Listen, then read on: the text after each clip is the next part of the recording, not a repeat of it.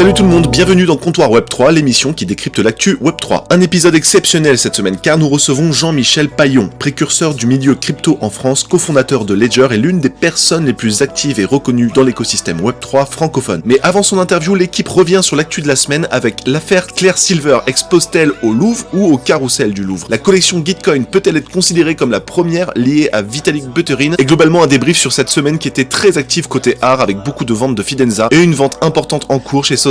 Globalement, c'est un super épisode, je vous laisse écouter ça.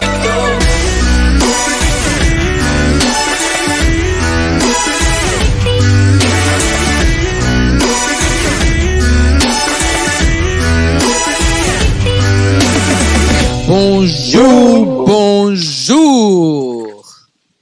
GM.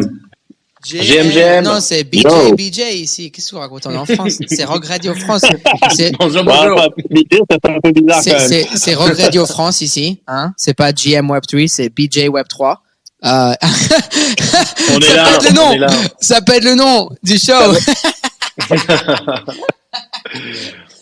C'est bon, ça. Oh là là, on est bien. Aujourd'hui, c'est JM de toute façon parce qu'on a Jean-Michel Paillon, donc voilà, c'est JM. JMP. Exactly, c'est exactement entre les deux.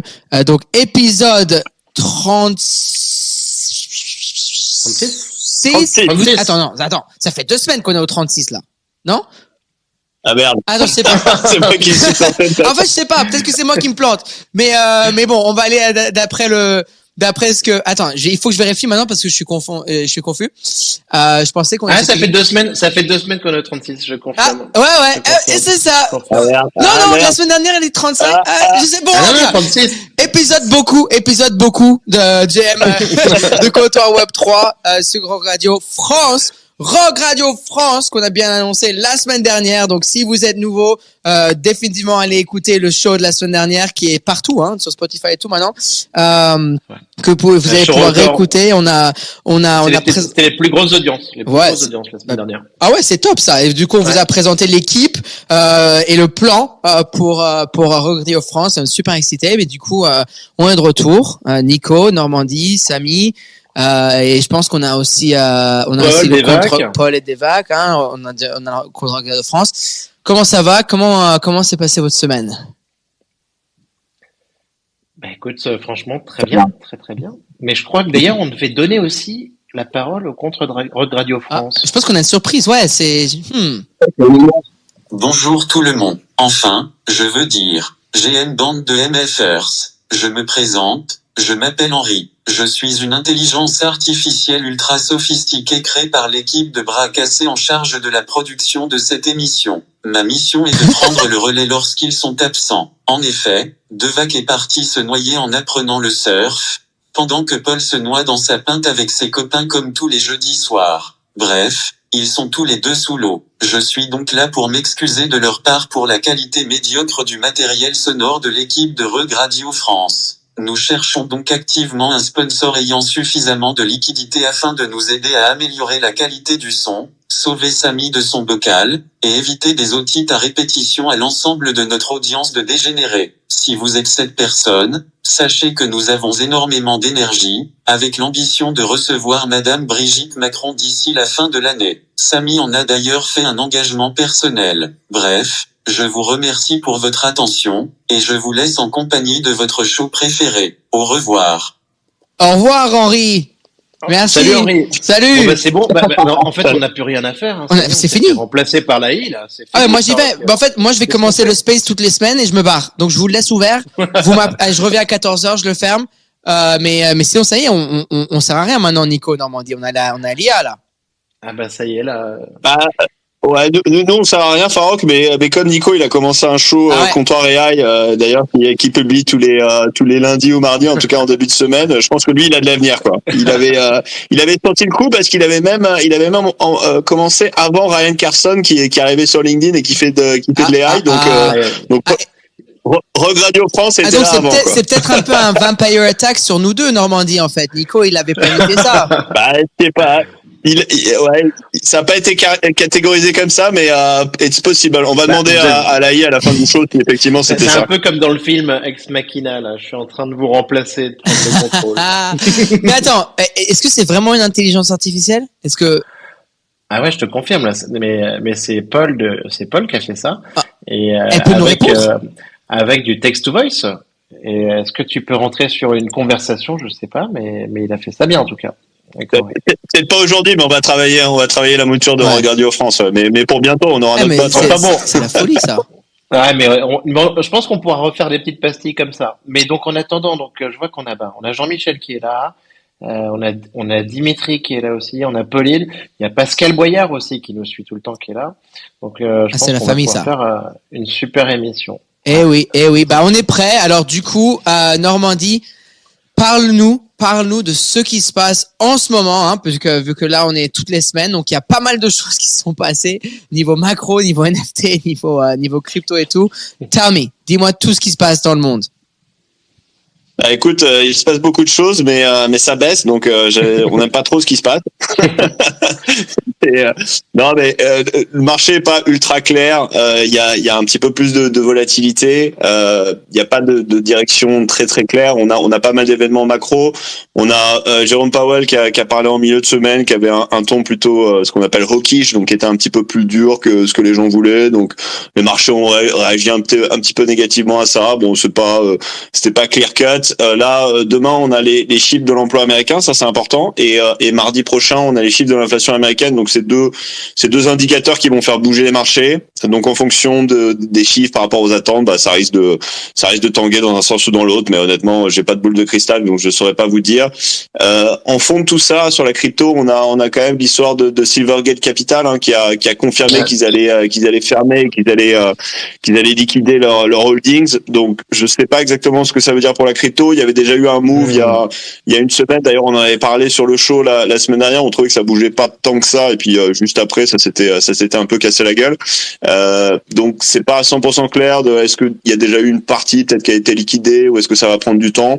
En tout cas, c'est pas quelque chose de bon en tout cas pour l'écosystème crypto parce que c'était une grosse banque de pas mal d'institutions crypto. Donc ça fait un de moins dans l'écosystème. Never good news. Et puis sur les NFT, bah de toute façon c'est Blur qui continue de driver les volumes. En dehors de ça, c'est pas folichon.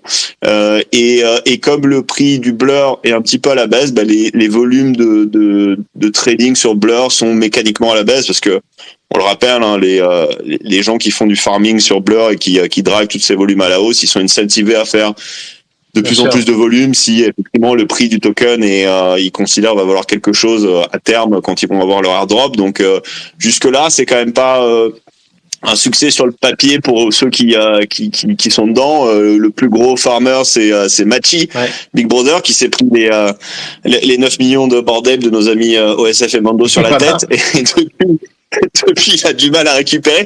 Il a quand même perdu je crois plus de 2500 Ethers sur le market making qu'il fait sur Blur, donc c'est pas une petite somme en tout et pour tout.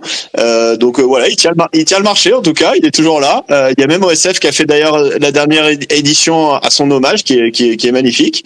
Et tu vois, pour à titre de comparaison, Franklin, qui est un des plus gros market makers aussi sur les Bored Ape, lui, il a perdu 300 Ethers quand même depuis le début. Donc ça a rien à voir avec les 2500, mais bon, c'est quand même une petite somme.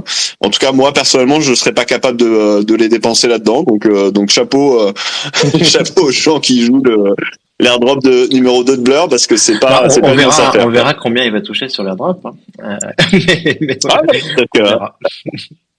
À la fin, le plan, c'est que le jeu envahit la chandelle, donc je pense qu'ils sont bullish sur ce qu'ils vont récupérer à la fin, mais c'est pas un jeu pour tous les tous les portefeuilles, on va dire. C'est sûr, mais en tout cas, il a dû prendre quelques points d'avance à ce moment-là au niveau transaction, quoi. Là, j'ai pas regardé le ranking, mais je pense que les deux, ils sont très hauts. Bah écoute, trop bien. Sur les NFT, écoute, pas mal d'opérations. Yoga, donc 16 millions 5 avec 12 Fold. Donc la collection qu'ils ont lancée sur BTC. avec un floor à 2,25 Bitcoin, donc c'est quand même une grosse réussite. Un projet qui était assez étonnant et qui changeait beaucoup de la part de Yuga, mais au final, en tout cas, ça s'est bien vendu. Belle opération. Ouais, non, super. Ouais, Vas-y, Normandie. Non, j'allais justement te demander ce que t'en pensais, Farol, parce que bon, voilà, c'est intéressant. En tout cas, pour eux, c'est une belle opération financière. C'est quelque chose de nouveau, mais ouais, je sais pas si tu avais un commentaire particulier à faire là-dessus. Du côté du gars, c'est sûr que c'est un succès pour eux après 16-5 en un jour. Moi, j'ai trouvé ça vraiment amusant. J'ai la même chose sur le show en anglais. Je trouve ça vraiment cool. Les ordinals et tout, moi, c'est quelque chose que je trouve cool. Après, moi, je suis vraiment en mode genre j'aime bien quand les NFT on tombe dans des storylines et tout et dans des trucs de provenance et tout. Après on parle de Bitcoin, c'est pas n'importe quelle chaîne. Et moi je suis vraiment un gros fan de tout ce qui est ordinals. Après sur le Night Show hier soir on avait encore Woody qui a fondé les Taproot Wizard. Il y a quelques semaines j'ai hosté un samedi Woody et le fondateur du Bitcoin Wizard qui avait fait le meme en 2013 sur Reddit et qui a fait son ordinal et tout. Du coup moi je trouve ça vraiment cool tout ce qui est culture meme et tout. Et je trouve qu'ils ont géré. Après, j'ai hâte de voir l'art, parce que bon, elle n'a pas encore été générée et elle n'a pas encore été inscrite sur les SATs, donc non inscribed. Mais j'ai trouvé ça très cool. Je trouve que c'est une bonne initiative, c'est marrant et c'est un gros succès pour la chaîne. On sait qu'il y a d'ailleurs. On sait un petit peu qui a acheté. Est-ce que c'est plutôt des gens de l'écosystème Yuga Labs, tu vois, des Bored Ape tout, moi, dans quelques chats, j'ai vu quelques-uns des gens d'habitude. T'as vu Dingaling et 1K et tout, après qui ont acheté avec Goodman. Il y avait des apes et tout qui sont rentrés dedans. Et après, du côté des Bitcoiners, t'avais tout ce qui était Meltem qui en avait parlé. T'avais Woody qui en a parlé aussi, qui m'a dit hier justement sur le show qu'il en a acheté. Du coup, je pense que c'est assez. T'as Leonidas et tout. En fait, du côté des Bitcoiners qui sont vraiment dans les ordinals. Ça, il fallait que ça marche parce que c'est un très très bon coup de pub pour le truc. Donc eux, ils avaient des incentives pour que ça marche. Et du côté des Bored Ape, je suis sûr qu'il y en a qui l'ont acheté. Après, moi personnellement, je pensais que ça allait fermer à Bitcoin. Moi, j'étais chaud d'aller jusqu'à un Bitcoin, mais une fois que j'ai vu à 2,25 minimum, c'est c'est carton quand même. $50,000 le minimum, c'est pas rien. Mais t'imagines je pense qu'il faut replacer le prix en ETH en fait, en Ether pour avoir un peu une échelle de comparaison. Mais ouais, donc ça veut dire 2,25, tu vois, ça veut dire, c'est quoi, c'est 30 Ethers, quoi. Wow. Ouais, c'est à peu près 30 ETH, ouais, exactement. 30 Ethers par rapport à nos valeurs, à ce qu'on connaît sur le marché, 30 Ethers, c'est quand même des collections, des grosses collections. La dernière collection d'art génératif qui s'est vendue à pas mal d'éditions, c'était la QQL de Tyler Hobbs fois 1000. C'était 1000 éditions à 14 hits. Donc là, tu as 300. En fait, ils en ont pas vendu 300, ils en ont 288, ils en ont gardé 12. Ça, j'aime bien aussi le modèle, vu qu'il n'y a pas de royauté, sur là-bas. Bon, il n'y a pas de royauté ici non plus. Mais ouais, je trouve ça cool. Un gros succès. Et je trouve ça cool que ce soit Figgy qui soit l'artiste parce que Figgy qui est le chef de contenu chez Yuga Labs et qui était le cofondateur de 10KTF. C'est un ami et je trouve ça cool qu'il ait fait ça. Après, chacun a ses goûts par rapport à l'art, mais niveau business, c'est sûr qu'ils ont fait un succès, quoi. Non, c'est super. Non, donc super belle opération. Moi, j'ai une question. J'ai pas toutes les infos là-dessus, mais est-ce que je me trompe? Il n'y a pas eu une interview du créateur des Ordinals qui s'est un peu mal passé, non? En fait, ça Farol ou pas? Non, en fait, Casey Rodamore, qui est justement le dev derrière l'Ordinals, qu'on a eu sur le show de GMWeb3 il y a plusieurs semaines. Ah, tu l'as eu, ouais. Ouais, en fait, c'est un fan, c'est un pote, il nous a dit que un des seuls, il écoute juste 2 podcasts NFT et c'est un des 2, c'est le nôtre et l'autre c'était un autre, qui est super cool d'ailleurs aussi. Mais on l'a eu comme guest et même une fois, en fait, il y avait une erreur d'inscription. Il a l'air un peu chaud, non? Oui, bon, après, c'est tous les Bitcoiners, tu les connais, ils sont, même entre eux, ils se détestent, mais il est méga chaud. Il a fait une vidéo comme quoi il danse sur la tombe de Yuga Labs et en fait elle était trop drôle. Il s'est filmé, en fait il a screen recordé son propre écran et il est parti se filmer en train de faire une danse sur la tombe de Yuga et après bon, je trouve ça un peu bête mais c'est drôle. Allez, je trouve ça trop drôle parce que les Bitcoiners, ils ont un peu une réputation, tu vois, encore moi ils détestent tout, ils détestent là-bas. Même entre eux les Bitcoiners, ils se détestent. Ils détestent Woody là-bas. Là, par contre, Woody, c'est l'ennemi numéro 1 avec les Taproot Wizards et ouais, mais c'est marrant, ouais, il y avait eu un petit truc mais ouais, donc marrant, ok. Bon, moi, je dis ça marrant, après, c'était intense, mais moi, j'ai trouvé ça marrant. Non, mais on a l'habitude avec les maximalistes et tout ça, on connaît. Mais, ok, trop bien. Donc, super opération. Autre news hyper importante, c'est quand même Otherside qui se précise avec le second triple le 25 mars. J'ai vu quelques infos aussi qu'on pourrait avoir un invité lors du trip, un +1.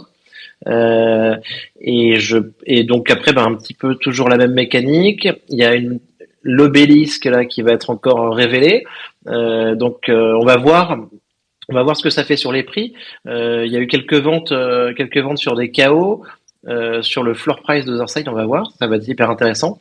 Est-ce que ça va faire vraiment booster cette collection de 100 000? À voir. En tout cas, moi, je suis très très très impatient sur ce deuxième trip. En fait. Moi aussi, parce que j'ai cru comprendre que j'étais ton plus one, du coup, Nico, c'est ça? Carrément. Regarde, tu viens de gagner cette place en direct. Let's go. Et ça, c'est marrant, ça dépend de la région. Parce que là, ils vont release ça plus tard cette semaine. C'est ça, les régions qui peuvent participer au second trip. Est-ce que vous pouvez en France? Oui. Okay. Attends, on était sur First Trip. Okay. Nico, il était partout. C'est par région que ça se fait? C'est que, en fait, ils ont annoncé ils vont annoncer parce que a full list of supported regions will be provided later in a future blog update. Donc parce que je sais que le premier voyage il n'était pas supporté pour toutes les régions. Après c'est normal, okay. Mais là je pense que il y aura plus de régions justement qui vont être incluses dans. Mais attends, mais qui nous dit que le Canada va vraiment être supporté? Parce que parce que quand il y a les States, c'est toujours le Canada avec, vous voyez? Parce qu'il y a Farok. Voilà. Parce que j'y suis, hein? C'est ça. Non, écoute, en tout cas, on est trop chaud. On attend ça avec impatience. Voilà. Après, donc, autre news importante, c'est l'explosion de l'art AI. Donc, on a déjà eu une petite démonstration avec Paul tout à l'heure, avec Henri, là. Mais donc sur l'art AI avec Braindrop, donc le floor il explose et surtout on a beaucoup parlé là de Claire Silver avec un 1-1. Et alors, dis-moi, Guillaume, tu penses qu'il va être exposé où, ce 1-1 de Claire Silver? Non, mais j'en parlais avec Nico, et d'ailleurs, je sais pas si Farok, toi, t'as des précisions là-dessus, mais tout le monde dit Claire Silver au Louvre, mais à ma connaissance, le Louvre, ils exposent pas vraiment des arts contemporaines. Donc je me demandais si c'était pas le carrousel du Louvre, non, ce qui est quand même pas exactement pareil. Je pense que c'est ça en fait. C'est parce que vous savez l'événement pendant la Blockchain Week. En fait, on en a parlé au show le matin. Oui, c'est que l'année dernière, il y avait Pindar Van Arman qui était justement expositionné là-bas. Et il nous en a parlé sur le show il y a quelques mois quand il est venu. Pindar, une légende dans tout ce qu'il y a et tout. Et en fait, c'est dans le carrousel du Louvre, mais d'après ce que Pindar nous avait dit, il y a plus. Et après ça, c'est il y a des mois. Ça compte comme étant une exposition du Louvre. Après, si quelqu'un du Louvre, il faut leur demander, mais ça qu'on nous avait dit. Parce que le Louvre, je crois qu'il s'arrête à Napoléon III, donc c'est un peu plus ancien. Et donc c'est pour ça, tu vois, je trouve ça très bien. De toute façon, l'adoption des musées, etc. Mais je pense que là, il y a un espèce de petit amalgame qui est fait où voilà le LACMA, le MoMA et Pompidou, c'est pas comme le Louvre quand même. Et là, on parle quand même de l'espace un peu de représentation commerciale du Louvre, ce qui est pas rien, hein. Mais c'est quand même pas, je le mettrais pas dans la même catégorie. Après, écoute, tu t'as fini de faire des no bags là. Nico, il passe son temps à faire ça. On n'en peut plus. Ça y est, maintenant, il va nous ressortir ses ERC. Voilà, putain, je vais recevoir des messages là. Ah oui, alors des messages. Blur, à quand les ERC 1155? Ouais, tout à fait. Mais non. Et attends. Qu'est-ce qui me fait rire? Non mais. Je suis en train de punir mes propres bacs, donc tu vois, j'essaye juste de faire la différence parce que je crois que je suis le seul ici à avoir des brain drops, donc honnêtement, voilà. Moi j'ai mes obvious, j'ai mes brain drops, donc je bénéficie du fait que les gens sur Twitter ne fassent pas la différence, mais je voulais juste quand même essayer de préciser parce que je pense que c'est pas exactement la même chose. Après c'est super, Claire Silver, c'est top ce qu'elle fait. Le fait qu'il y ait un focus sur l'AREI en ce moment, c'est génial. Nous en France, on a Obvious qui est un pionnier là-dedans. Obvious, je les interview lundi pour qu'on. Ben voilà. Ils vont d'ailleurs faire leur drop avec l'Opéra de Paris la semaine prochaine. On a Charlie High en France aussi qui est un grand artiste qu'on avait reçu sur le Space. On a Agoria aussi qui fait de l'AREI. Donc voilà, on a plein de gens. Donc on a tout à y gagner. Mais je voulais quand même préciser que c'était pas exactement la même chose. Donc je trouvais ça marrant en fait que tout le monde dise que Claire Silver allait être exposée à côté de la Mona Lisa parce que je pense qu'on n'est pas tout de suite. T'as raison. Il faut être précis. On a quelqu'un dans l'audience, Otavia. qui nous a répondu, je demande demain pour cette expo-ci. Sinon, j'ai déjà bossé sur des expos incluant des œuvres contemporaines au Louvre. C'est possible dans les expos temporaires. Donc, peut-être que Ottavia, qui est justement un de nos... Ah, ok. Peut-être dans le Ouais, peut-être que c'est... Ok. je pense que c'est... ouais. Mais c'est super intéressant. Après, je pense pas qu'il serait allé jusqu'à faire tout un post qui a... Bon, vous avez vu, un garni, quoi, un demi-million de vues et qui a fait énormément de buzz. Mais en général, j'ai trouvé ça... Et je pense qu'il y en aura plusieurs, hein, des œuvres. Il y a déjà eu Léo Caillard, les gars, Ouais. qui avait fait une espèce d'installation. Il avait rhabillé des Ouais, statues ouais, au Louvre. ouais. Et je crois Oui, c'est vrai. je crois qu'il y a en gros un hall d'exposition très événementiel où ça dure genre une semaine ou une journée où c'est possible de faire ça. Donc Allez Guillaume, hein. Ok. T'as quoi? Tu dis quoi maintenant? Bah, Hein écoute, on dit quoi? Non, Non, bah, je c'est kiffe, bien, je kiffe. ça pump pour une vraie raison, du coup. Non, mais top. Non.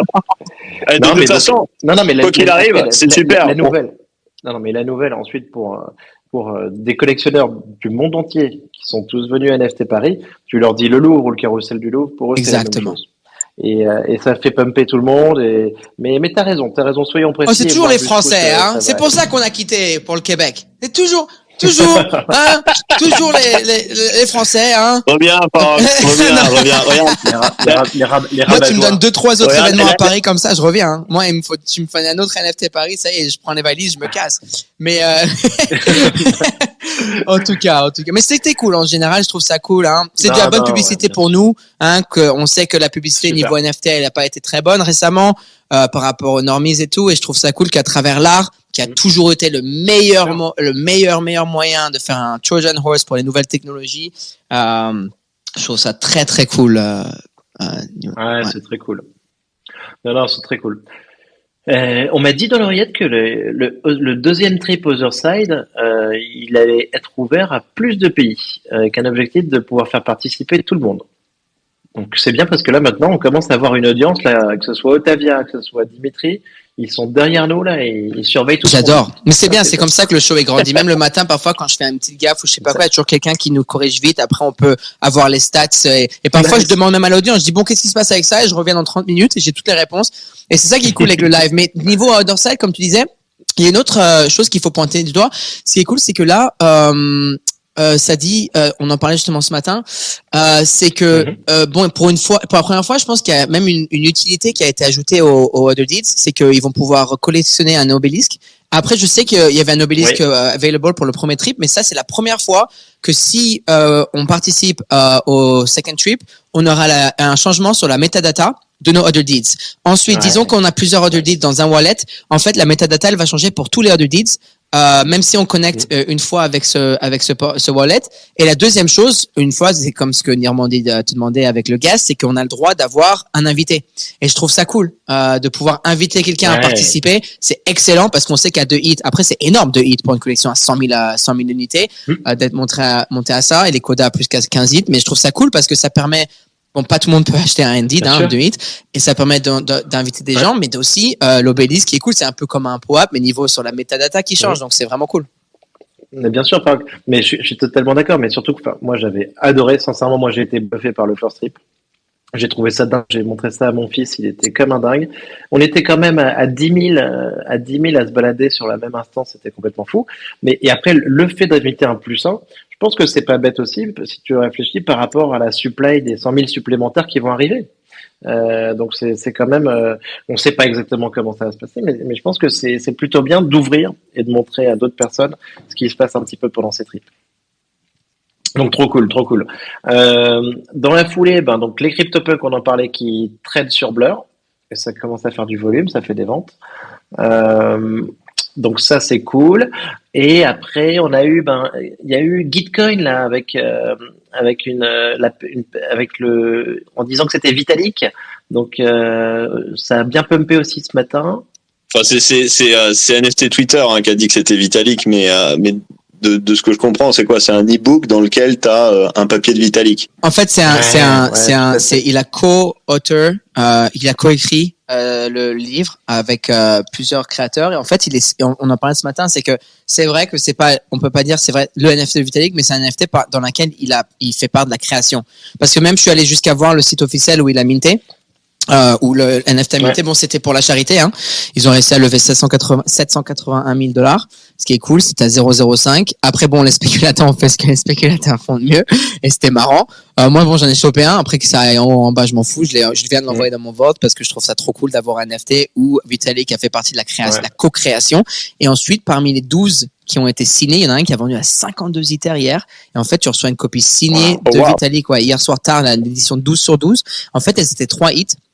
C'est un don. Et du coup, t'imagines le type, il fait un don de 3 hits, donc il récupère la taxe. Et bam, il se tape 50 hits en profit. Schlack! Top, avec la royauté payée et tout. Donc c'était intéressant de voir, mais ouais, Normandie, t'as raison. Même moi, vite fait, j'ai fait, tu vois, après 6529 aussi et plein d'entre nous. Mais je pense que ce qui est cool, c'est le fait que Vitalik, qui a 1 an et quelques, t'es pas trop fan des Monkey JPEGs et tout, il ne l'est pas toujours, et qui est fan par contre des NFT for the public good, qui a fait partie de la co-création de cet NFT en quelque sorte, quoi. Ouais, après, c'est peut-être de l'opium et du cope, hein, cool. mais je pense que le marché en ce moment, il a besoin de rêver, de faire. Il y avait quelques petits trucs de deadgen. T'avais les chouettes aussi, les owls. Mais le marché, il est abusé. Week-end dernier. En ce moment, le marché il est dangereux avec c'est beau, c'est tout en plus. C'est quoi? C'est un free to min qui est parti à 0,45 au top et qui est redescendu. C'est quoi? On est à 0,1 maintenant. C'est jusqu'à 0,0 la semaine prochaine, quoi. Ouais, probablement. Et t'avais d'autres mines par contre qui étaient un peu plus sérieux. T'avais Mocaverse aussi. Mocaverse. Ouais. Et moi j'étais un peu déçu parce que j'avais des tickets. J'en avais 4, j'avais pris le temps pour ça, et sur 4, j'en ai eu 0. Mais après, c'est vrai qu'il y avait plusieurs paliers de conditions sur plusieurs types d'allolistes, hein, être employé d'Animoca ou des boîtes, des filiales, des boîtes partenaires. Mais au final, un mint à 2,5, qui allait jusqu'à 2,5 Ether, maintenant 1,6. Et Animoca, c'est quand même quelque chose d'énorme. Et ils sont quand même très, très en avance et visionnaires. Donc, pour moi, ça reste quelque chose à surveiller. Et avec la notion toujours d'interopérabilité sur les métaverses. Donc, non, c'est quand même cool. On a eu 9gag aussi, on en parlait tout à l'heure. 9gag, qui nous a fait un truc marrant quand même, ça. Essayer de déposer la marque, le terme PFP, ça c'est quand même extraordinaire. C'est très marrant. Très, très marrant. Ouais, mais apparemment ils sont vraiment sérieux là-dessus. Hein. Je les ai écoutés tout à l'heure parce que le CEO était sur le Nifty Portal, chaud concurrent mais chaud ami. Non, vraiment il disait non, on va essayer de déposer la marque. Apparemment ils ont PFP.com aussi. Et puis ils ont toute une ribambelle de PFP. Kin qui sont liés à la trademark, donc ils veulent vraiment déposer quelque chose. Après c'est plus pour un peu je pense défendre leur précaré sur les achats qu'ils ont fait. On va voir comment ça va se dérouler. Je suis pas un expert en trademark, mais visiblement il y a un vrai truc à faire. Je crois que Facebook par exemple avait déposé le trademark sur Face dans les réseaux sociaux, donc il y a des choses qui paraissent un petit peu alambiquées au départ, donc bon, on va voir. En tout cas 9gag ça marche bien et c'est marrant. Moi je pensais qu'on pouvait pas déposer un acronyme ou un mot comme ça. Après, bon, je suis pas avocat, je sais pas, je m'y connais pas. Et surtout, ça, c'est différent, ça, au States. Apparemment, sur un angle très spécifique, tu peux, quoi. Ouais. Mais il faut que le contexte soit très restreint, quoi. Effectivement, tu peux pas déposer Face, worldwide sur toutes les industries, mais apparemment, ils l'ont fait sur social media, tu vois. Pour éviter qu'il y ait un Face 2, Face 3. En tout cas, je trouve ça marrant, etc., c'est de la pub, hein. Ils ont eu la pub, ils ont eu tout, on en parle même en français, donc c'est stop. Et après, il est marrant, hein.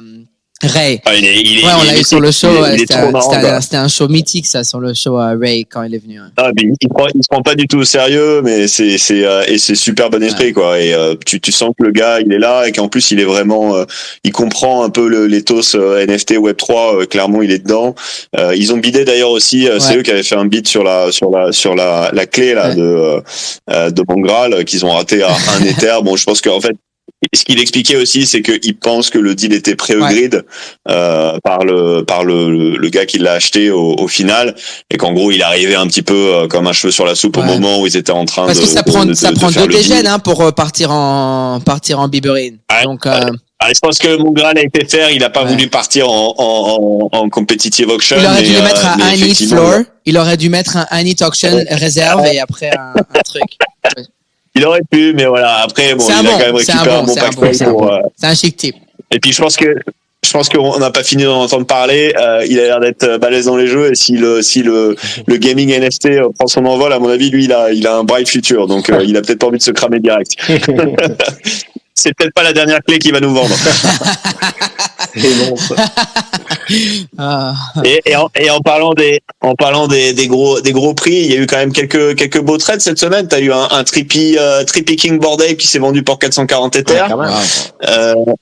T'as un Fidenza un peu spécifique qui s'est vendu pour 350 Ethers. Je sais pas si vous l'avez vu, très beau. Magnifique le Fidenza. Incroyable, impressionnant. Très beau. Bon après, magnifique, mais 350 Ethers quand même.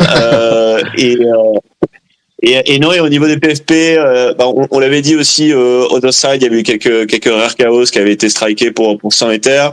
On a un Azuki un peu rare pour 150 et même un Clonix qui est parti pour 85 Ethers. Ça faisait un moment qu'on n'avait pas vu des prix comme ça. Nico était sonné quand je lui ai dit ça, mais les Fidenza, il y a Ovi, il en a acheté 2 la semaine dernière des Fidenza et il est chaud patate là. Et qu'est-ce qui se passe? Parce qu'il y a eu pas mal de trades sur les Fidenza. Il se passe quelque chose de particulier. Non, Fidenza c'est comme ça. Parce qu'il y a une en ce moment à Sotheby's aussi, elle est à 70 000. Ça finit mardi, le 15 mars. Mais Fidenza c'est comme ça. Fidenza, ce qui se passe, c'est que d'un coup ça vend. Après ça vend pas pendant 6 mois. Après ça vend. Et en fait parce que c'est un événement de liquidité. C'est-à-dire que dès qu'il y a quelqu'un, par exemple Ovi, qui vient de faire une grosse vente, tu vois d'où est-ce que l'argent, Smart Money réinvestit son argent? C'est dans les collections qu'on a Fidenza. Donc c'est vraiment un. Ah bon, mais je croyais que c'était dans le Blur Farming. Ah ouais, exactement. Mais tu vois, même moi, je me dis, genre, le jour où je peux, tu sais, c'est vraiment un truc que j'ai vraiment envie. Fidenza, c'est vraiment devenu un objet, pas un objet, une pièce d'œuvre, une œuvre d'art de luxe que tous les collectionneurs ont envie. Ouais. Ah, c'est un graal, quoi. Ouais. C'est comme un punk. Si tu veux le punk, si tu as déjà quelques punks, t'achètes quoi? Tu prends la Fidenza. Tu vois, c'est intéressant. On a 2 à 88. Là, après, ça passe 83, 85, 90, 98, 108, 115. Donc, vraiment, ça passe vite. C'était calmé un petit peu aussi avec les QQL au final, tu vois. Et les QQL, ça a mis un petit temps mort, mais là, ça repart. La dernière vente, justement, c'est OSF, il y a 3 jours, à 82. Ouais. Et justement, OSF encore il y a 5 jours. Mais là, en ce moment, il y a j'en parlais ce matin, mais j'ai remarqué qu'il y a une comment ça, il a vendu des Fidenza à 85. Mais ce que je trouve ça cool en ce moment, il y a une vente sur Sotheby's, Contemporary Discoveries. C'est pas juste une vente crypto, hein, il y a plusieurs œuvres d'art, du Warhol, vraiment c'est très très beau comme vente aux enchères comme d'habitude, mais il y a une vingtaine de lots qui sont nos artistes préférés justement et ils ont très très bien choisi la curation de cette œuvre. Vraiment, ça, je suis un grand fan. Tyler House, il y a une Fidenza qui a déjà un bid à 70 000 US. Bon, il reste plusieurs jours, hein, donc ça, je pense pas que ça ferme là. Il y a un QQL qui a déjà 20 000. T'as un Pindar, un Primordial Skull Gang à 20 000 déjà, alors que l'estimation est à 10 à 15 000. T'as un Terrell Jones. Toi, je sais que t'en as du Normandy Terrell aussi. Moi, j'ai un de ces One of One, son Genesis qui est déjà à 12 000 $, t'imagines? Seer Light, OXDGB, Pop Wonder avec une œuvre d'art magnifique, mais vraiment. Après, on aura GM après là. GM, c'est vraiment le curateur d'art, hein. Mais t'en as vraiment des très très Michael Sidowski qui est un photographe que j'adore personnellement. Bon, après c'est un peu trop cher pour moi personnellement les photos à 10-15 litres, mais je kiffe. Si je pouvais, je le ferais. Mais ouais, c'est cool. Moi, je trouve que cette semaine, et je dis ça ce matin dans le show, cette semaine les NFT, ça a été vraiment l'art. C'est vraiment ça a été vraiment une œuvre sur l'art. Même vous avez vu hier, on a eu sur le show LACMA qui sont venus parce qu'ils font une vente d'art avec des artistes comme Sarah Zucker, Jen Stark, Emily J, X-Shells, Dave Beef et tout. Donc ça commence à vraiment il y a du mouvement. Ouais, c'est cool, c'est super. Ouais, je suis arrivé trop tard sur le pré-mint Rogue Radio là, je m'en mords les doigts là. Ah ouais, c'est vrai, on a fait un giveaway et tout, c'est vrai. C'était dur d'avoir des spots, hein. Je vous dis que Ils étaient. Ouais, je sais. D'autant plus quand tu te connectes le matin et que ça te dit le giveaway, c'était hier. Non, ouais. C'est parce qu'en fait, ils nous ont donné sur le stage à midi pour la même journée. Et du coup, on les a, parce que c'était un truc dernière minute. Mais quand j'ai vu que c'était le Lacma et tout, je dis ouais, venez demain, tu sais, en mode ouais, venez sur le show et tout. Mais ouais, c'était cool, ouais. Mais vraiment, ça s'active. Je trouve l'espace assez excitant en ce moment. J'ai fait un post hier sur ça justement. J'ai acheté facile une 20-30 d'NFT en 2 semaines et ça faisait un bout de temps et c'est rien de spéculatif. C'est-à-dire, c'était vraiment, bon, j'ai acheté un des Gitcoin, mais bon, je viens d'envoyer dans le Volt, c'est-à-dire, ça quitte pas. J'ai acheté tous les notable PPs qu'il y avait. j'ai sweepé 2 fois.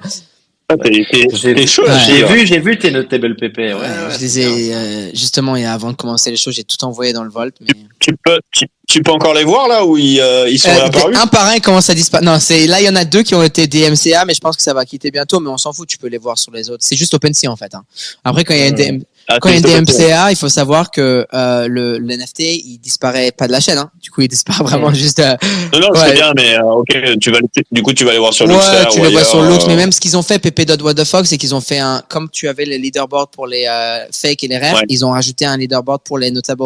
Donc, le but, justement, c'est de tout voir sur le site des PP.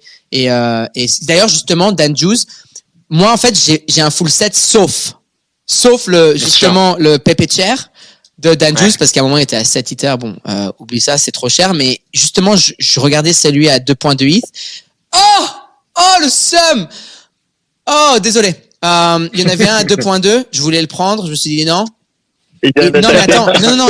Il y a 2 hits vendus, 3 hits vendus, 3.2 hits vendus. Il a 5.2 maintenant. Waouh. Putain. Ah, il y a quelqu'un qui a sweepé devant toi, là, qui va te le revendre. Il va te faire un petit prix à 4.5. Il y a quelqu'un qui était en train d'écouter le show, surtout, là. Et hop. C'est fou parce que, je me suis dit, ça, c'est le. C'est peut-être Jean-Michel qui était en train de sweeper, hein, c'est possible. Je me suis fait avoir, hein. J'avais la flemme. Tu parles trop, enfin. C'est bon, ça.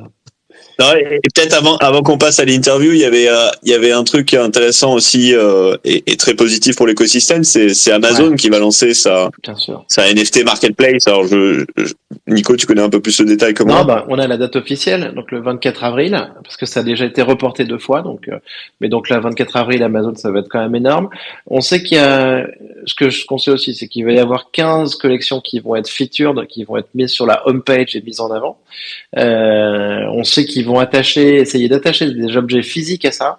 Et après, on pense que la blockchain aussi, elle va être privée. Donc, on n'a pas encore toutes les infos. Farouk, je sais pas si tu as d'autres infos dessus aussi. Mais Amazon, en tout cas, ça va être top. J'ai l'impression que Farouk, il a des infos et qu'il peut les partager, mais uniquement en français. Donc ça vous aimez bien en français. Non, mais j'ai parlé à Amazon en novembre. Et on était au courant, mais c'est ce que quand tu parles à une grosse compagnie, tu signes des papiers, tu peux pas parler, donc c'est. On m'a dit. Mais c'était en anglais, c'est papier. Ah, t'as raison, c'est pas en français. Non, mais vous allez voir, non, moi, en gros, je trouve ça, les gens, ils disent, ouais, ça va décompétitionner avec OpenSea. Ils sont pas les couilles d'OpenSea de Blur. Ils s'en foutent, c'est un marché, c'est complètement différent. C'est pour les goods digitaux qui sont liés au physique et tout. C'est un énorme marché.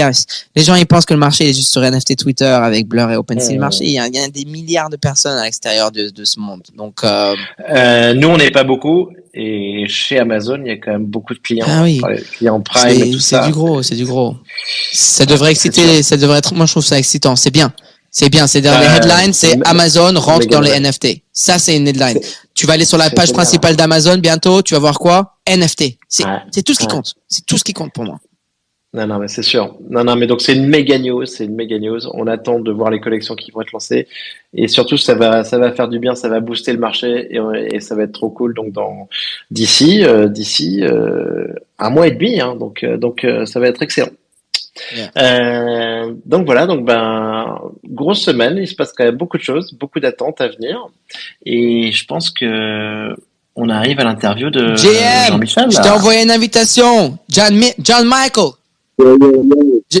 Alors messieurs, avant toute chose, est-ce que je suis sorti de l'aquarium? Est-ce que vous m'entendez un petit peu? Moitié. En fait, ça dépend de quel. Parfois, ça dépend du. En fait, ça arrivait à Golden beaucoup dans le temps. Ça dépend des headphones que tu utilises. Est-ce que tu utilises des AirPods ou autre chose? Non, là, je suis en full portable, donc avec le micro. Donc, dites-moi avec le micro, s'il y a des galères. Ou non, avec le micro de mon téléphone. Ouais. C'est quoi comme téléphone? C'est un Android? C'est un Android Pixel. Je connais. C'est pour ça. Maintenant, je comprends. C'est un Nokia. Non, mais je comprends maintenant parce qu'en fait, Golden, c'est la même chose. Et c'est la même chose parfois le matin. Je savais que c'était Ouais. Je sors de l'aquarium. Ça va, t'inquiète, on va te sortir de l'aquarium comme il a dit Henri ce matin. On va sortir. Henri nous a lâché un bon petit message tout à l'heure. Donc on va sortir tout le monde de l'aquarium. On va tous avoir le super matos d'ici très très peu d'ailleurs. Donc ça va être très le fun. Jean-Michel, notre invité spécial de la journée sur Comptoir. JN tout le monde. JN Farok, JN Nico, Normandie et Samy. Et puis tous les autres que je connais aussi qui sont dans le. Ça va bien? Ouais, c'est un chat assez familial aujourd'hui. Il y a beaucoup de gens qu'on connaît. Est-ce que vous m'entendez bien? Parce que je suis dans un café à New York en ce moment. Donc, juste pour vérifier déjà sur le plan technique, vous m'entendez? On l'entend. Écoutons ton point. Yes, okay. Très bien. Si le son est pas bon, vous me le dites. Hein, parce que tout va bien. Cool. Et c'était très cool. Hein, tout ce que vous aviez avant, j'ai appris plein de trucs. Donc, merci. Vous m'avez fait ma revue stratégique de la semaine. Donc, j'ai plus besoin de rien faire. Maintenant, je vais me contenter. Du coup, l'histoire du Louvre, alors. Jean-Michel, on fait ça toutes les semaines. Même heure, même endroit. Je sais bien. Et Jean-Michel, vite fait, avant qu'on passe sur l'interview, parce que je suis sûr que les gars, ils ont des super questions pour toi. Louvre. Carrousel du Louvre ou Louvre? Ouais, je pense que c'est Carousel. Ouais, je pense que malheureusement c'est Carousel. J'ai vu la news, hein, et je suis un peu. Enfin, il y a pas mal de gens qui m'ont posé la question, et je pense que malheureusement c'est le Carousel. Enfin, malheureusement, c'est super déjà, mais c'est pas. Je pense que c'est pas exactement ce que les gens ont perçu. Mais je me trompe peut-être. Hein, j'espère me tromper. C'est déjà très bien. Non, je pense que c'est ça en fait. Non, mais donc Normandie avait raison de soulever le point. Mais on verra et on espère que tout le monde se trompe et que ce sera le Louvre. Mais dans tous les cas, c'est une méga opération. Et pour une grande partie du monde qui regarde la France, c'est la même chose. Tout à fait. C'est ça. C'est le message et le symbole plus que la chose en elle-même, je pense. On est ravis de te recevoir en tout cas, Jean-Michel. Et moi je suis ravi de participer. L'invitation. Non, mais super. Merci à tous et à toutes. Michel, déjà on va revenir un petit peu sur toi rapidement. On va passer à l'interview, te poser des questions, mais d'abord dire un petit peu à l'audience qui tu es, même si je pense que tout le monde ici te connaît. Donc ex-Ledger, ça c'est la news qui est sortie récemment. Mais Jean-Michel a la figure incontournable de l'écosystème Web3 français et pas que. Et on est très content de t'avoir aujourd'hui pour parler d'art, NFT, art contemporain. Et merci encore d'avoir accepté de faire partie de ce show. Avant de commencer, peut-être qu'on va revenir un petit peu sur comment t'es rentré dans le Web3, parce qu'on te connaît grande figure de Web3, mais est-ce que tu peux nous raconter comment est-ce que t'es rentré, quand, quel a été ton biais? Alors bien sûr, en fait l'histoire elle est comme tout le monde assez amusante. Je me suis intéressé en fait, moi je viens du monde financier à la base, je bossé assez longtemps dans la finance traditionnelle. Bien sûr comme tous ceux qui ont travaillé dans ce domaine-là, y compris nos copains OSF, Mando et compagnie, on connaît un peu les biais et malheureusement un peu les failles de ce système centralisé financier. Donc voilà. Et en fait, en 2013, j'avais déjà entendu parler du Bitcoin, mais j'avais pas vraiment pris le temps pour différentes raisons de m'y intéresser. Et en 2013, il y a eu un événement là quand il y a eu un blocage en fait des comptes bancaires à Chypre. Que en fait la seule façon pour certaines personnes à ce moment-là de pouvoir entre guillemets transférer de l'argent ou faire des paiements, etc., c'était avec le Bitcoin. En fait, ça m'a vraiment intrigué, et c'est à partir de ce moment-là que j'ai vraiment commencé à plonger dans le sujet. Après, je vous la fais courte, mais il y avait plein d'informations sur Internet, mais c'était pas non plus à l'époque très très développé. Et puis après, il y a un gros événement qui a probablement changé ma vie, c'est que en mai 2014, un lieu a ouvert à Paris, et ce lieu, c'était la Maison du Bitcoin, qui avait été ouvert par Eric Larchevêque et Thomas France, qui sont très vus devenus des sortes de business friends, on va dire. On se voyait régulièrement, on échangeait sur un peu les perspectives à l'époque du Bitcoin. On parlait pas de crypto puisque l'Ethereum n'existait pas et il y avait très peu de choses à l'époque à part le Bitcoin. Et voilà, donc on a échangé, on s'est conseillé les uns les autres sur nos projets respectifs. Et puis un jour, Eric m'a dit, Eric Larchevêque était le premier CEO de Ledger et un des cofondateurs, m'a dit tiens, j'ai créé une boîte, elle s'appelle Ledger, on fait des hardware wallets. Et je me rappelle lui avoir dit je suis super content pour toi. Et puis en fait, je savais pas que 2 ans après, j'allais les rejoindre dans ce qui était encore une toute petite start-up, et puis que ça allait encore une fois changer ma vie, puisque ça a été une aventure incroyable de plus de 6 ans chez Ledger, où on a eu la chance de devenir une entreprise assez importante dans l'écosystème Web3 crypto et donc NFT. Et voilà. Et donc j'ai surfé la vague Ledger pendant assez longtemps. En parallèle de tout ça, j'avais toujours été un fan d'art, plutôt street art et photo, on va dire. Ce qui se retrouve aujourd'hui probablement dans ce que je collectionne. On y reviendra probablement plus tard. Et quand les NFT sont apparus, donc en 2017, j'ai regardé le sujet un peu comme le Bitcoin, mais d'abord sous un aspect plus techno, comprendre un peu ce que ça permettait de faire, etc. Et j'ai pas tout de suite perçu le potentiel, alors même que j'étais collectionneur par ailleurs, j'ai pas tout de suite perçu le potentiel en tant que collectionneur. Donc bien sûr, je suis passé à côté des CryptoPunks et tout ce qui va bien. Et en fait, la révélation pour moi, ça a été en 2019, quand j'ai commencé, enfin fin 2019, en octobre, je crois, un truc comme ça. Je pense que c'est à ce moment-là que j'ai ouvert mon premier compte OpenSea. Et en fait, ce qui a changé, je suis rentré en Web3, j'étais déjà en Web3 que de la crypto, mais je suis rentré dans le Web3 côté NFT, en fait, au travers des adresses Ethereum, vous savez, ENS, avec les points ETH. Et donc, parce que on avait tous des adresses débiles avec des 0x et des trucs comme ça qui étaient imbitables, personne ne pouvait se les envoyer, etc. Enfin, à moins de faire des copier-coller, quoi. Et en fait, pour moi, déjà, c'était un premier truc qui était assez cool, un cas d'usage que je trouvais cool. Et puis voilà, puis après, une chose en amenant une autre, après, je suis tombé amoureux de tout ce qui était artistique, médium NFT, on va dire. Et puis en plus, après, je suis devenu un assez gros collectionneur de NFT. Donc voilà la longue intro. Désolé pour la longueur. Non, mais c'est très bien. Je pense que c'est hyper intéressant. C'est très cool d'avoir aussi l'historique de personnes qui sont des personnalités dans l'écosystème et de voir comment elles sont rentrées. Donc très toujours cool. Très intéressant d'entendre les premiers NFT et les ENS. Les ENS, on l'avait jamais eu, ça. C'est marrant, ça. C'est cool. Oh. Du coup, on passe peut-être maintenant à ta collection, parce que c'est vrai qu'une bonne partie de ce dont on va parler aujourd'hui, c'est ce que tu collectionnes, comment tu collectionnes. Et messieurs, je sais pas si vous avez pu voir un peu les différents wallets de Jean-Michel, mais il y a quand même du gros lourd, hein. Drift, Diana Sinclair, Pascal Boyard, Wink Wink, Carlos Martial, Pac, Obvious, Caitlin Cronenberg, bref, pour ne citer que eux et elles. Donc on retrouve quand même pas mal de gros noms. Et je crois que Jean-Michel, toi, tu as aussi pas mal de liens avec tous ces artistes-là. Comment est-ce que tu t'en es arrivé? À partir de quand t'as commencé à collectionner un petit peu, voilà, tous ces artistes? Tu disais 2019? Ouais, en 2019, j'ai commencé à collectionner des NFT en général. À l'époque, le secteur entre guillemets artistique NFT, il était quand même vraiment pas très développé. Hein. Il y avait les OG que vous connaissez tous, les XCOPY, les Carlos Martial, les Robness et d'autres. Mais honnêtement, il y avait pas énormément d'artistes. Il y avait Pascal Boyard aussi, bien sûr. Et en fait, je pense que c'est Pascal. Et en fait, je pense que c'est avec Pascal que j'ai plongé, parce que je pense que je collectionnais déjà Pascal dans physique. Et assez naturellement, quand il est parti en NFT, en fait, pour moi, c'était totalement logique aussi, donc je l'ai suivi. Donc, je pense que c'est Pascal Boyard que j'ai dû collectionner en premier en NFT. Wow. Génial.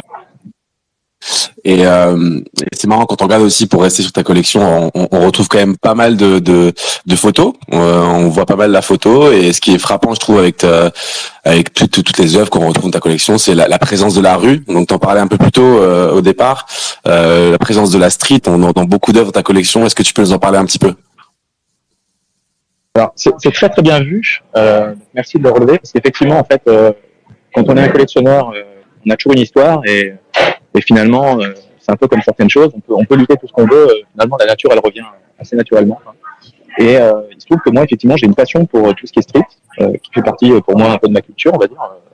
Au niveau culturel, voilà, pour moi, tout ce qui est street, c'est important, que ce soit musical ou artistique. Et donc, j'étais un assez gros collectionneur de street art.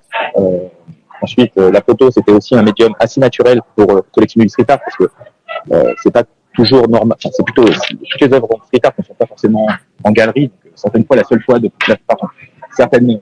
certaines fois, la seule façon de pouvoir collectionner du street art, c'est au travers d'une photographie.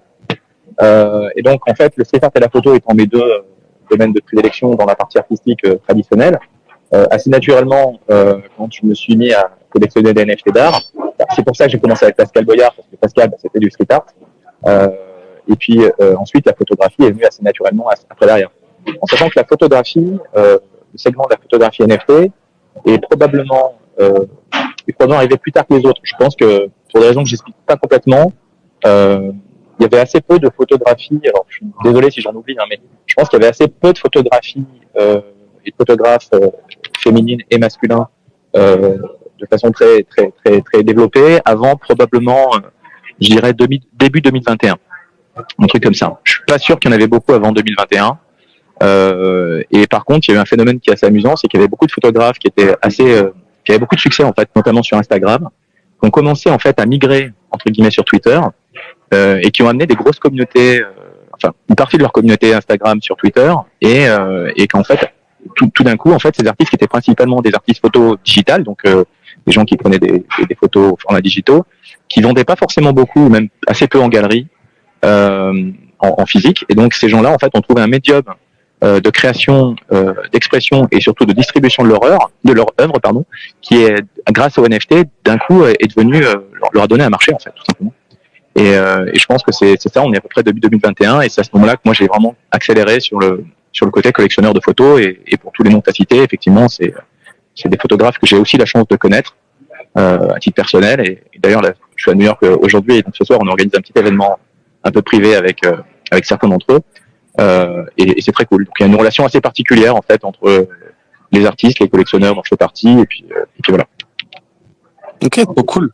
Effectivement, ouais, on a l'impression quand on te voit discuter, interagir avec eux sur Twitter ou même quand on les voit venir à la factory, parce que t'en as ramené quelques-uns aussi. On voit le lien que vous avez ensemble et c'est vrai que c'est assez cool, ouais. Et je vais te poser aussi une question par rapport à ta collection, à tes NFT. Est-ce qu'il y en a un ou deux que tu trouves particulièrement intéressant? Est-ce que tu peux me dire par exemple ce qui t'attire dans cette pièce-là? Waouh, alors ça franchement c'est la pire question à poser quoi. C'est comme demander à quelqu'un quel est son film préféré, son enfant préféré quoi. C'est genre mais ça c'est la question, faut pas la poser quoi. Donc non, vraiment je peux pas te répondre, je préfère qu'on passe à une autre. Squeeze, on passe à une autre question. Ok, très bien. Bah écoute, au moins on comprend l'intérêt. T'avais le droit à un joker. Et la question est en effet très dure. Voilà, bah donc c'est mon joker, je prends mon joker. Ok, mais du coup, si on prend la question d'un autre angle, qu'est-ce qui guide tes choix artistiques aujourd'hui? Blanc. Ça c'est une très bonne question parce qu'en fait elle est macro cette question. Vous m'entendez ou pas? Ouais, c'est bon. Ouais, c'est bon, ok, pardon. Parce que c'est le problème de ces trucs là, avec Space, c'est sympa, mais les mutes, ils marchent des fois pas. Donc c'est une très bonne question, c'est une question macro. Qu'est-ce qui fait que je choisis telle ou telle œuvre, que ce soit de la photo ou autre d'ailleurs, mais prenons la photo pour simplifier. En fait, quand tu es collectionneur, en tout cas, moi c'est ma vision de collectionneur, c'est que ce que tu essaies de faire, c'est d'essayer de raconter une histoire. Il y a plusieurs éléments. Tu essaies de raconter une histoire. Deux, tu essayes de trouver une œuvre qui te plaît esthétiquement. Trois, tu essayes d'avoir une connexion avec l'œuvre et avec l'artiste. Et quatre, dans un monde idéal, tu te dis que ce serait vraiment bien si tu pouvais ne pas perdre d'argent avec cette photo quand tu l'achètes. Si jamais, 5 ans après, ou 10 ans après, ou 20 ans après, elle te plaît plus, ou tu as besoin de vendre quelque chose pour différentes raisons. Et donc moi, c'est mes quatre approches en fait pour entre guillemets acheter une œuvre d'art photo, mais pas que. Et c'est comme ça que je fonctionne. Ah, hyper intéressant. Et si tu devais donner des conseils pour les nouveaux arrivants, parce que beaucoup de collectionneurs, beaucoup de gens qui achètent des NFT, et pour ceux qui seraient intéressés par l'achat de NFT d'art, quel conseil tu donnerais, tu vois, aux nouveaux arrivants qui s'intéressent au marché de l'art NFT? Alors déjà bien vu. Je pense que ça c'est super. Non mais c'est vrai, c'est vachement important parce qu'en fait, faut pas oublier une chose, c'est que le Web3 on est quand même là aussi parce que d'ailleurs c'est marrant, ça m'est encore arrivé ça hier. On était à New York avec des personnes et on est allé dans une galerie assez connue new-yorkaise qui appartient à un grand galériste français très connu. Et on a été reçus, comme on dit, comme des chiens dans un jeu de quilles. C'est-à-dire que on nous a pas dit bonjour, on n'est pas venu nous poser des questions parce qu'on avait l'air peut-être un peu trop jeune, avec une casquette bleue, forcément ça fait pas trop quoi. Et voilà. Et donc ça, comment? La fameuse casquette. Mais ouais, la casquette. Et du coup, et donc voilà, donc il y a le monde de l'art traditionnel, on va dire, notamment au niveau des galeries un peu haut de gamme, c'est pas super inclusif, quelle que soit la notion d'inclusivité. Du coup, inclusion.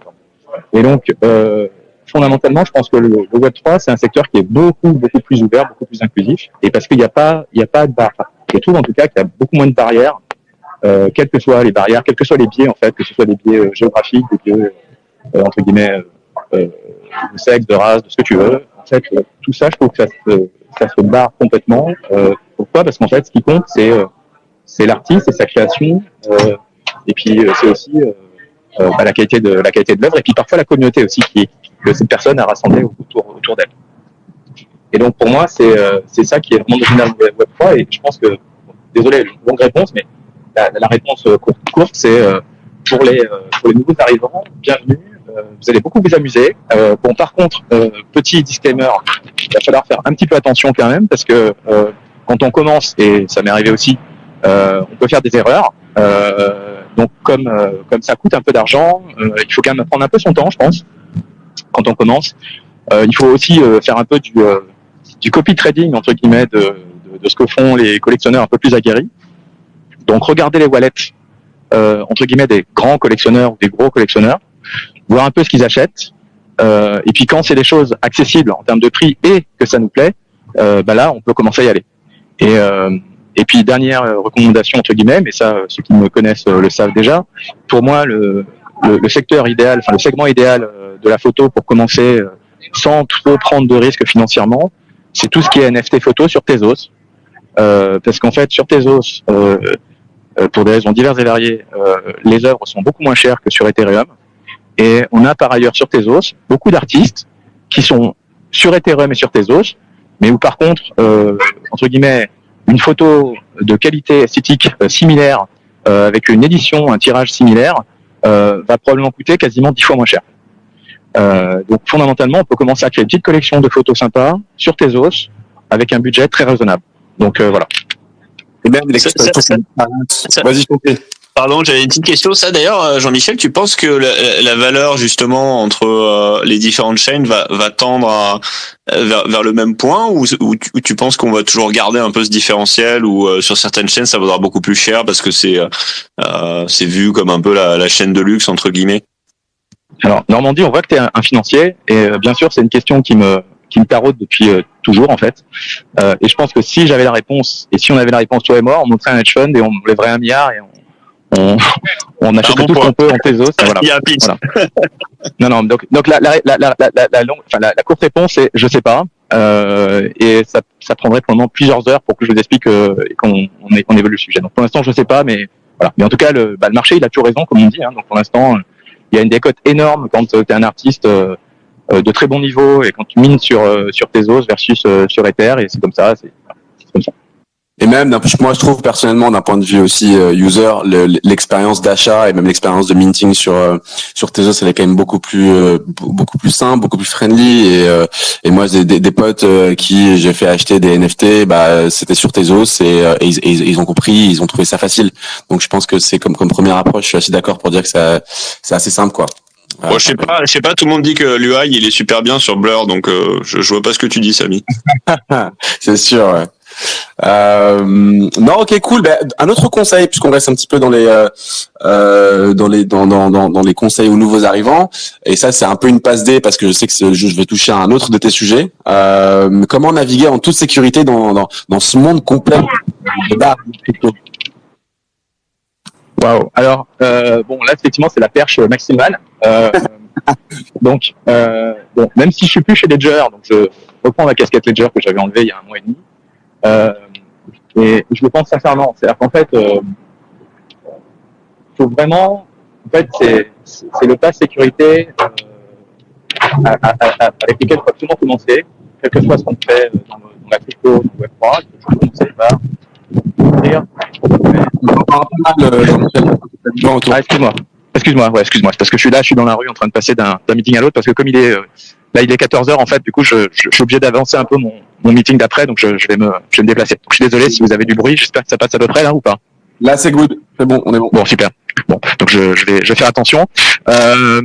Donc ouais, commencer par acheter un ledger, c'est en fonction du modèle, c'est entre 49, 59 et 130 ou un truc comme ça euros. Commencez par le petit, là vous le payez 49 ou 79 pour le Nano S Plus, je crois maintenant. Mais commencez par là. parce qu'en fait, ça vous sauvera la vie plus tard. Et ensuite, vous créez un wallet, une adresse, plusieurs adresses en fonction des blockchains, etc. Et vous commencez votre journée après avec ça. Ça vous empêche pas, effectivement, si vous le souhaitez, d'avoir des software wallets à côté pour pouvoir faire d'autres choses, etc. Mais il faut vraiment commencer par créer votre coffre-fort. Et que ce soit surtout votre adresse importante, surtout quand vous êtes artiste, qu'il faut toujours minter en fait avec cette adresse-là, parce qu'ensuite, sinon, le problème que vous allez avoir quand vous êtes artiste ou collectionneur aussi, mais c'est autre chose, c'est qu'en fait, ça va devenir un peu votre signature. Ça va devenir un peu la signature qui va vous suivre dans votre Web3 pendant assez longtemps a priori. Et ouais. Et donc en fait, là, ça m'est arrivé malheureusement énormément là au cours des 2-3 dernières années d'avoir des artistes, pour certains qui étaient d'ailleurs extrêmement connus, vraiment très connus, qui avaient commencé en fait à minter en 2019, peut-être 2020, sur autre chose pas avec un ledger concrètement. Et donc ils avaient leur site qui n'était pas sur un ledger, qui n'avait pas été généré dans un ledger, et malheureusement en fait, c'était sur des MetaMask ou des trucs comme ça. Et en fait ils me disaient c'est cool parce que maintenant j'ai acheté un ledger, j'ai transféré l'acide, et puis c'est bon. Non, c'est pas bon parce que l'acide en fait elle vient pas de ledger, elle a été générée sur un autre truc. Et malheureusement, il y en a beaucoup, quelques-uns qui sont connus, il y a Foxrender et pas mal d'autres qui ont eu malheureusement leur clé privée volée. Et donc concrètement, ils ont été obligés de créer un nouveau compte.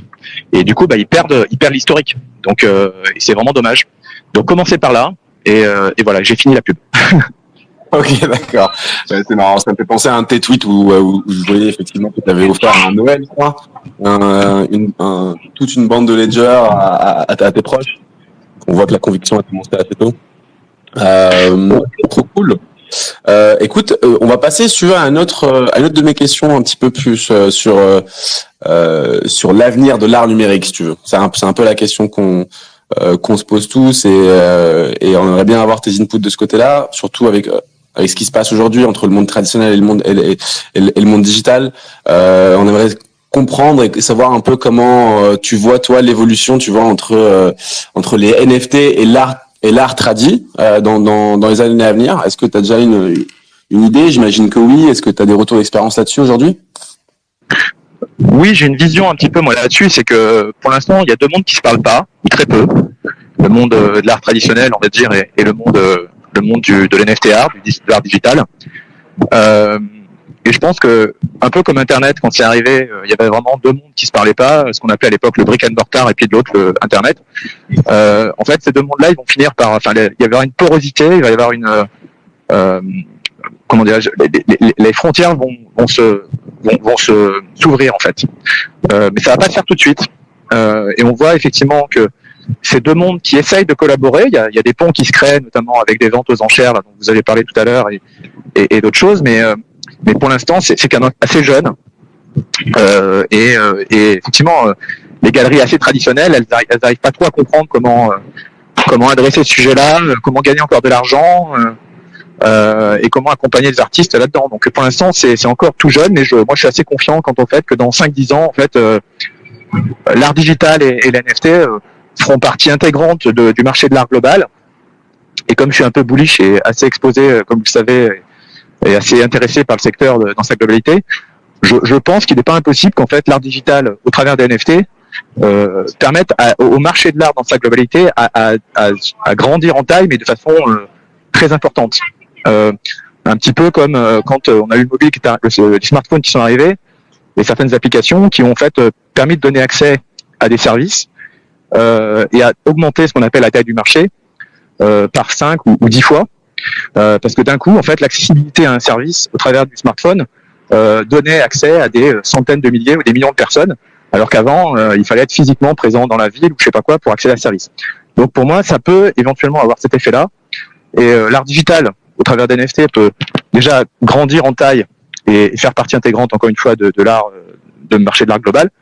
Mais il n'est pas impossible qu'en fait, il devienne une part tellement intégrante qu'en fait, à un moment donné, ils deviennent vraiment très importants en valeur et en importance culturelle et donc artistique.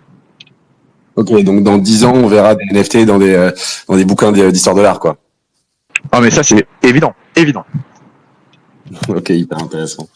Avant de passer à la dernière question, je voudrais te poser aussi, je voulais savoir si tu t'intéressais à d'autres catégories ou à d'autres usages des NFT. Tu vois, type du gaming ou est-ce que tu restes uniquement intéressé par le milieu de l'art? Alors, pour ceux qui me connaissent, je suis assez concentré dans la vie. J'essaie de faire des choses bien. Donc en général, la réponse c'est, je m'intéresse entre guillemets à l'art NFT, ou en tout cas c'est là où j'estime avoir la pertinence et un avis à donner. Et c'est pour ça qu'on se parle aujourd'hui.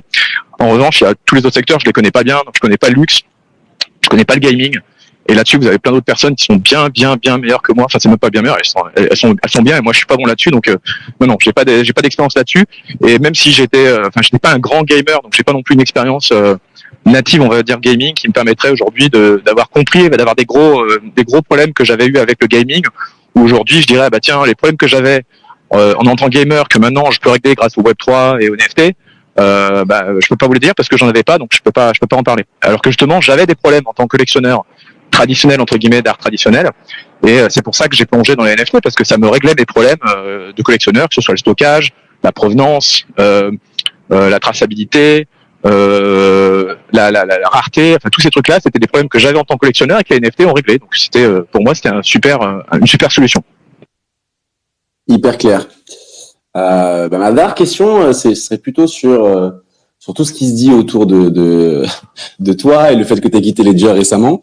Tu vois, tu as quitté Ledger, du coup, je crois que c'était en février. Et on pourrait croire que tu te reposes, mais si on te suit un minimum sur les réseaux, on voit bien que tu prépares quelque chose. Donc, on voudrait savoir, avec toute l'équipe de Rogue Radio France et Worldwide, quel est ce projet? Est-ce que tu peux en parler? Est-ce que tu as des insights à nous donner? Les Français veulent savoir, apparemment. Bon, c'est cool. Est-ce que c'est pour ça que tu es à New York? Ah, bien sûr. À New York. Bien sûr. Je suis pas venu que pour le MoMA et d'autres choses. Donc, en fait, le départ de Ledger, c'est un départ, comment dirais-je, souhaité et entre guillemets organisé depuis très longtemps. J'avais la chance de faire partie de l'équipe de direction depuis 6 ans, donc je connaissais très bien la boîte de l'intérieur et j'avais eu la chance de l'accompagner sur pas mal d'années dans son développement. Mais comme justement la passion que j'avais pour l'art digital, qui avait commencé encore une fois fin 2019, grandissait chaque jour un peu plus. Ça faisait depuis un an et demi que j'avais 2-3 idées en tête et que je me suis dit en fait, je peux pas les faire en side project, parce que certains qui me connaissent ici, notamment Samy, vous savez que je suis capable de faire pas mal de choses en parallèle de mon activité professionnelle, et comme ça qu'on a lancé la NFT Factory ou d'autres projets comme ça, mais quand même le truc que j'avais envie de faire, il me semblait qu'il allait devoir consommer pas mal de temps et que j'allais pas pouvoir le faire en side en restant chez Ledger. Donc à peu près un an, en fait, j'ai commencé à discuter avec Pascal, qui était donc qui est le CEO de Ledger, avec qui on a toujours travaillé ensemble, et j'ai commencé à lui dire, écoute, moi j'ai un projet, mais bon, je vais pas le faire tout de suite, et surtout il faut qu'on prépare un peu le départ pour pas que ce soit problématique, qu'il y ait des frictions ou autres. Et donc on a travaillé ensemble pour bien organiser, pour bien répartir tout ce que j'avais fait, et entre d'autres personnes de l'équipe de direction, pour finalement que quand je parte, il y a aucun problème. Et c'est ce qu'on a fait. Bon, ça c'est l'intro. Maintenant, qu'est-ce que je vais faire? Alors, je vais pas vous détailler exactement ce que je vais faire parce que c'est pas très intéressant pour l'instant. Par contre, ce que je peux vous dire, c'est en fait, étant collectionneur, étant depuis à peu près 3 ans à temps complet quasiment dans l'art digital et donc les NFT, il y a plusieurs choses qui m'ont marqué, et notamment il y a un problème que je trouve important pour l'instant, c'est la taille du marché. Elle n'est pas assez importante. Et surtout, en fait, quand on regarde le marché de l'art digital et donc des NFT d'art, entre guillemets, je prends pas tous les PFP, je prends vraiment que l'art, tout ce qu'on considère comme étant les collections artistiques, les Spiegel, les Punk, les Fidenza, tout ce que vous voulez. En fait, c'est un marché qui représente à peu près 7 milliards de dollars aujourd'hui, 6-7 milliards, ça dépend un peu plein d'éléments, mais entre 6 et 7 milliards de dollars, donc c'est gros, mais pas très gros en fait. Et c'est pas très gros parce qu'en fait, il se passe deux choses. C'est que pour l'instant, la plupart des gens qui collectionnent, c'est des gens qui sont dans la crypto, en tout cas pour une large part, et que ni les collectionneurs d'art traditionnels, les très gros, ceux qui dépensent certains des centaines de millions par an pour acheter des Picasso, des Modigliani ou même des Basquiat, ils sont pas encore là. Et surtout, ce qui me surprend, mais ça, parce que voilà, c'est qu'il n'y a pas encore les investisseurs institutionnels. Il y a pas de fonds d'investissement. Enfin, il y a quelques fonds d'investissement, mais il n'y a pas de grands fonds d'investissement qui sont des BlackRock, des machins comme ça, Il n'y a pas encore ça.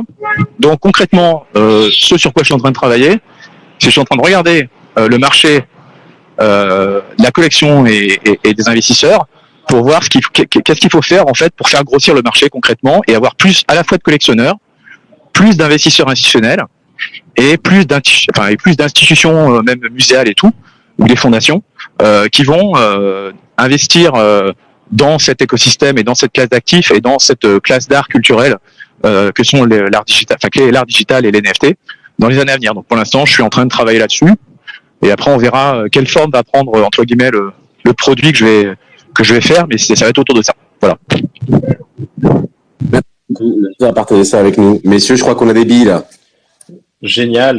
Non, bah écoute, une démocratisation des NFT, être de plus en plus nombreux, et ça c'est génial. Et bravo. Super projet et super interview, Samy. Merci beaucoup Jean-Michel. On te laisse du coup dans les rues de New York. Merci. Effectivement, je suis vraiment littéralement dans les rues de New York. À bientôt à Paris. À bientôt. Et un mot pour la fin, peut-être, messieurs? Eh ben, écoute, super émission. Juste un mot, c'est que avec Dimitri, le fondateur des Nanos, on organise un petit concours. Donc, il y a 10 free mint de Nanos Universe à gagner. Donc là-dessus, on va faire passer juste un tweet. Vous verrez, Nanos, c'est un projet excellent, un projet familial, qui est vraiment super sympa. Et il va se passer beaucoup de choses avec le lancement des Nanos Coin. Et donc, on organise un petit concours avec Dimitri. Donc, allez voir le tweet et ça va être super intéressant. Voilà. Et donc, en dehors de ça, on est super content et on passe le bonjour à tout le monde, à Paul et Devac. Devac, on espère qu'il sortent bien. On espère que Henri va bien aussi. Ouais, Henri, notre nouvelle IA. Et n'hésitez pas à partager le show. Les gens dans l'audience, voilà, le petit partage habituel, ça va permettre de booster le show, de toucher un plus de plus d'écoute. Et t'as raison, Samy. Et justement, j'en profite parce que c'est Paul et Devac qui ont fait un comptoir des marques qui était excellent sur Ledger avec quelqu'un de la pub chez Ledger. J'encourage tout le monde à l'écouter. Franchement, il est hyper bien ce comptoir des marques. Et donc moi, un comptoir AI à venir avec Obvious lundi. Donc je pense que sur Rogue Radio France, Farok, on avance. J'adore ça. Ben tout le monde. Et on va préparer la Blockchain Week, la Paris Blockchain Week, pour les événements NFT. On va voir si on peut être là-bas aussi, Farok. Et toi, tu seras en live avec nous et ça pourrait être sympa. Ça va être sympa.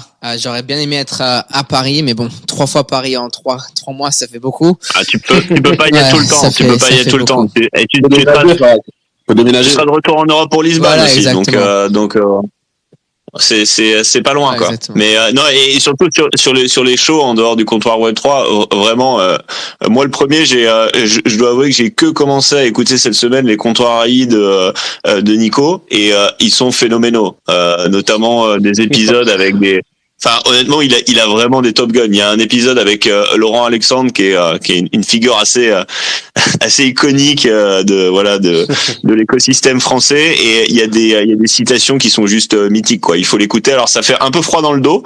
J'avoue que je suis sorti de là, je me suis dit waouh. Je sais pas quel sera notre avenir. Mais non, il y a vraiment des épisodes dingues, et effectivement l'interview de Comptoir des marques de nos amis Devac et Paul, en plus c'est fait avec des bons micros, c'est de la bonne qualité. On n'est pas dans le bocal comme Samy ou comme moi un peu à la ramasse en Normandie, donc vraiment c'est de la qualité professionnelle.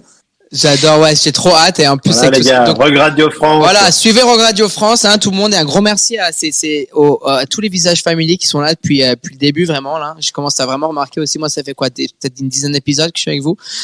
Donc je commence à remarquer les visages familiers, et c'est vraiment cool, et on vous voit jeudi prochain. Même heure, même endroit. Moi, ce week-end, je vais à l'ouverture de la factory de Beeple à Charleston. Jean-Michel, tu vas pas? T'es aux States, tu vas pas à Charleston?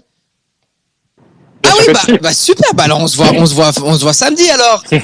Moi je vais venir en direct de Charleston ce week-end, et je vous donnerai le débrief la semaine prochaine. Et sur ce. Génial. À la semaine prochaine tout le monde. Ciao. Bye bye.